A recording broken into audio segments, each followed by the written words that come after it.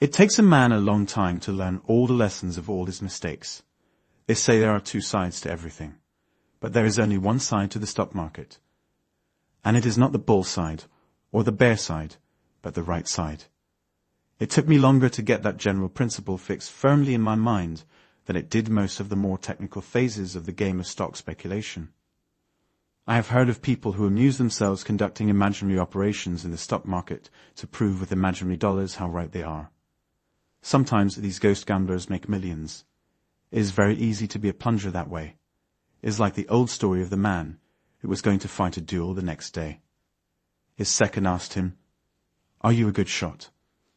"Well," said the duelist, "I can snap the stem of a wine glass at 20 paces."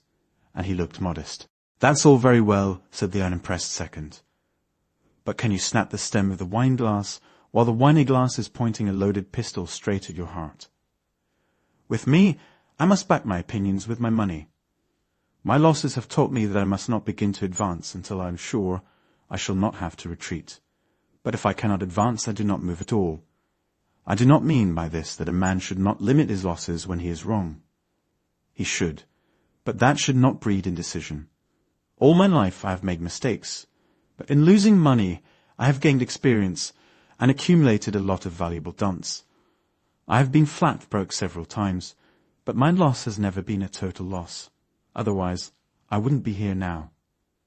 I always knew I would have another chance, and that I would not make the same mistake a second time. I believed in myself. A man must believe in himself and his judgment if he expects to make a living at this game. That is why I had to believe in tips. If I buy stocks on Smith's tip, I must sell those same stocks on Smith's tip. I am depending on him. Suppose Smith is away on a holiday or the selling time comes around. No, sir, nobody can make big money on what someone else tells him to do. I know from experience that nobody can give me a tip or a series of tips that will make more money for me than my own judgment. It took me 5 years to learn to play the game intelligently enough to make big money when I was right. I didn't have as many interesting experiences as you might imagine. I mean, the process of learning how to speculate does not seem very dramatic at this distance. I went broke several times, and that is never pleasant. But the way I lost money is the way everybody loses money who loses money in Wall Street.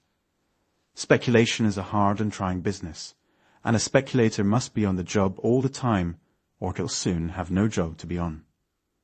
My task, as I should have known after my early reverses of feuilletons, was very simple, to look at speculation from another angle. But I didn't know that there was much more to the game than I could possibly learn in the bucket shops. There I thought I was beating the game when in reality I was only beating the shop. At the same time, the tape-reading ability that trading in bucket shops developed in me and the training of my memory have been extremely valuable. Both of these things came easy to me. I owe my early success as a trader to them, and not to my brains or knowledge, because my mind was untrained and my ignorance was colossal. The game taught me the game, and it didn't spare the rod while teaching. I remember my very first day in New York. I told you how the bucket shops, by refusing to take my business, drove me to seek a reputable commission house. One of the boys in the office where I got my first job was working for Harding Brothers, members of the New York Stock Exchange. I arrived in the city in the morning, and before 1 o'clock that same day, I had opened an account with the firm and was ready to trade. I didn't explain to you how natural it was for me to trade there exactly as I had done in the bucket shops, where all I did was to bet on fluctuations and catch small but sure changes in prices. Nobody offered to point out the essential differences or set me right. If somebody had told me my method would not work, I nevertheless would have tried it out to make sure for myself. For when I am wrong, only one thing convinces me of it, and that is to lose money. And I am only right when I make money. That is speculating. They were having some pretty lively times those days, and the market was very active. That always cheers up a fellow. I felt at home right away. There was the old familiar quotation board in front of me, talking a language that I had learned before I was 15 years old. There was a boy doing exactly the same thing I used to do in the first office I ever worked in. There were the customers, same old bunch, looking at the board or standing by the ticket, calling out the prices and talking about the market. The machinery was to all appearances the same machinery that I was used to. The atmosphere was the atmosphere I had breathed since I had made my first stock market money, $3.12 in Burlington. The same kind of ticker and the same kind of traders, therefore the same kind of game. And remember, I was only 22. I suppose I thought I knew the game from A to Z. Why shouldn't I? I watched the board and saw something that looked good to me. It was behaving right. I bought 100 at 84. I got out at 85 in less than a half hour. Then I saw something else I liked, and I did the same thing. Took 3/4 of a point net within a very short time. I began well, didn't I? Now mark this. On that, my first day as a customer of a reputable stock exchange house, and only 2 hours of it at that, I traded in 1,100 shares of stock, jumping in and out. And the net result of the day's operations was that I lost exactly $1,100. That is to say, on my first attempt, nearly 1/2 of my stake went up the flue. And remember, some of the trades showed me a profit. But I quit $1,100 minus for the day. It didn't worry me because I couldn't see where there was anything wrong with me. My moves also were right enough, and if I had been trading in the old Cosmopolitan shop, I'd have broken better than even. That the machine wasn't as it ought to be, my 1,100 vanished dollars plainly told me. But as long as the machinist was all right, there was no need to stew. Ignorance at 22 isn't a structural defect. After a few days, I said to myself, I can't trade this way here. The ticker doesn't help as it should. But I let it go at that without getting down to bedrock. I kept it up, having good days and bad days, until I was cleaned out. I went to Old Fullerton and got him to stake me to $500. I came back from Street Lewis, as I told you, with money I took out of the bucket shops there, a game I could always beat. I played more carefully and did better for a while. As soon as I was in easy circumstances, I began to live pretty well. I made friends and had a good time. I was not quite 23, remember, all alone in New York with easy money in my pockets and the belief in my heart that I was beginning to understand the new machine. I was making allowances for the actual execution of my orders on the floor of the exchange and moving more cautiously. But I was still sticking to the tape. That is, I was still ignoring general principles. And as long as I did that, I could not spot the exact trouble with my game. We ran into the big boom of 1901. And I made a great deal of money. That is, for a boy. You remember those times. The prosperity of the country was unprecedented. We not only ran into an era of industrial consolidations and combinations of capital that beat anything we had had up to that time, but the public went stock mad. In previous flush times, I have heard Wall Street used to brag of 250,000 share days when securities of a par value of $25 million changed hands. But in 1901, we had a 3 million share day. Everybody was making money. The steel crowd came to town, a horde of millionaires with no more regard for money than drunken sailors.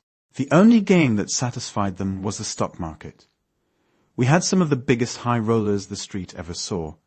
John W. Gates, of Bet You a Million fame, and his friends, like John A. Drake, Loyal Smith, and the rest. The Reed Leeds Moore crowd, who sold part of their steel holdings, and with the proceeds bought in the open market the actual majority of the stock of the great Rock Island system, and Squab and Frick and Phipps, and the Pittsburgh Coterie, to say nothing of scores of men who were lost in the shuffle, but would have been called great plungers at any other time. A fellow could buy and sell all the stock there was. Keene made a market for the U.S. Steel shares. A broker sold 100,000 shares in a few minutes. A wonderful time. And there were some wonderful winnings, and no taxes to pay on stock sales, and no day of reckoning in sight. Of course, after a while, I had a lot of calamity howling, and the old stagers said everybody, except themselves, had gone crazy. But everybody except themselves was making money. I knew, of course, there must be a limit to the advances, and an end to the crazy buying of AOT, any old thing, and I got bearish. But every time I sold, I lost money. And if it hadn't been that I ran darn quick, I'd have lost a heap more. I looked for a break, but I was playing safe, making money when I bought and chipping it out when I sold short, so that I wasn't profiting by the boom as much as you'd think when you consider how heavily I used to trade, even as a boy. There was one stock that I wasn't short of, and that was Northern Pacific. My tape reading came in handy. I thought most stocks had been brought to a standstill, but Little Nipper behaved as if it were going still higher. We know now that both the common and the preferred were being steadily absorbed by the Kunlun-Harriman combination. Well, I was long 1,000 shares of Northern Pacific Common, and held it against the advice of everybody in the office.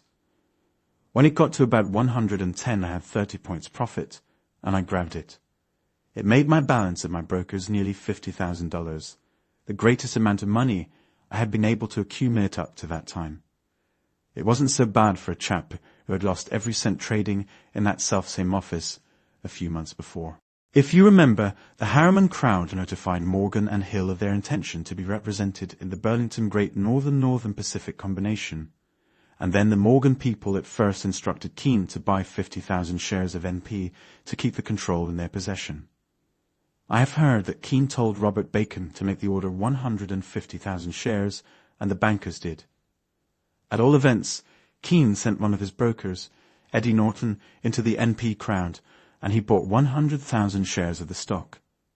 This was followed by another order, I think, of 50,000 shares additional, and the famous corner followed. After the market closed on May 8, 1901, the whole world knew that a battle of financial giants was on.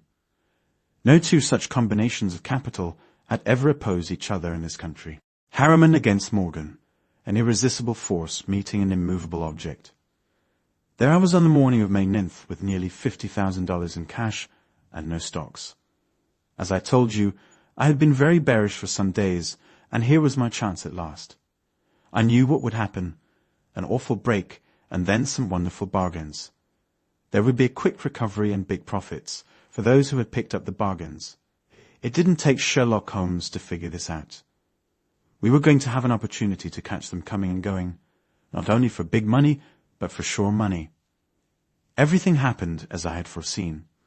I was dead right, and I lost every cent I had. I was spiked out by something that was unusual. If the unusual never happened, there would be no difference in people, and then there wouldn't be any fun in life. The game would become merely a matter of addition and subtraction. It would make of us a race of bookkeepers with plodding minds. It's the guessing that develops a man's brain power. Just consider what you have to do to guess right. The market fairly boiled, as I had expected. The transactions were enormous, and the fluctuations unprecedented in extent. I put in a lot of selling orders at the market. When I saw the opening prices I had a fit, the breaks were so awful. My brokers were on the job. They were as competent and conscientious as any, but by the time they executed my orders, the stocks had broken 20 points more. The tape was way behind the market, and reports were slowly coming in by reason of the awful rush of business.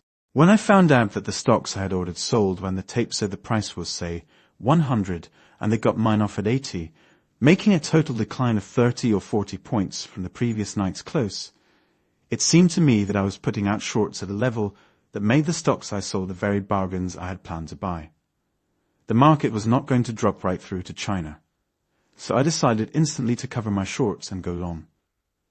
My brokers bought, not at the level that had made me turn, but at the prices prevailing in the stock exchange when their floor man got my orders. They paid an average of 15 points more than I had figured on. A loss of 35 points in one day was more than anybody could stand. The ticker beat me by lagging so far behind the market. I was accustomed to regarding the tape as the best little friend I had because I bet according to what it told me. But this time the tape double-crossed me. The divergence between the printed and the actual prices undid me. It was the sublimation of my previous unsuccess, the self-same thing that had beaten me before. It seems so obvious now that tape reading is not enough, irrespective of the broker's execution, that I wonder why I didn't then see both my trouble and the remedy for it. I did worse than not see it. I kept on trading, in and out, regardless of the execution. You see, I never could trade with a limit. I must take my chances with the market. That is what I'm trying to beat, the market, not the particular price. When I think I should sell, I sell. When I think stocks will go up, I buy. My adherence to that general principle of speculation saved me. To have traded at limited prices simply would have been my old bucket shop method, inefficiently adapted for use in a reputable commission broker's office. I would never have learned to know what stock speculation is, but would have kept on betting on what a limited experience told me was a sure thing. Whenever I did try to limit the prices in order to minimize the disadvantages of trading at the market when the ticker lagged, I simply found that the market got away from me. This happened so often that I stopped trying. I can't tell you how it came to take me so many years to learn that instead of placing piking bets on what the next few quotations were going to be, my game was to anticipate what was going to happen in a big way. After my May 9th mishap, I plugged along, using a modified but still defective method. If I hadn't made money some of the time, I might have acquired market wisdom quicker. But I was making enough to enable me to live well. I liked friends and a good time. I was living down the Jersey coast that summer, like hundreds of prosperous Wall Street men. My winnings were not quite enough to offset both my losses and my living expenses. I didn't keep on trading the way I did through stubbornness. I simply wasn't able to state my own problem to myself, and of course, it was utterly hopeless to try to solve it. I harp on these topics so much to show what I had to go through before I got to where I could really make money.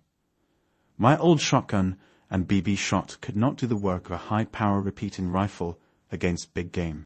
Early that fall, I not only was cleaned out again, but I was so sick of the game, I could no longer beat that I decided to leave New York and try something else some other place.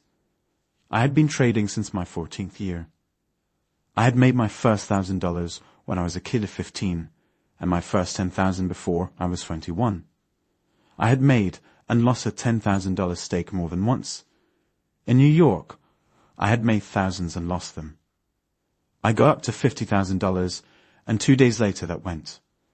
I had no other business and knew no other game. After several years I was back where I began.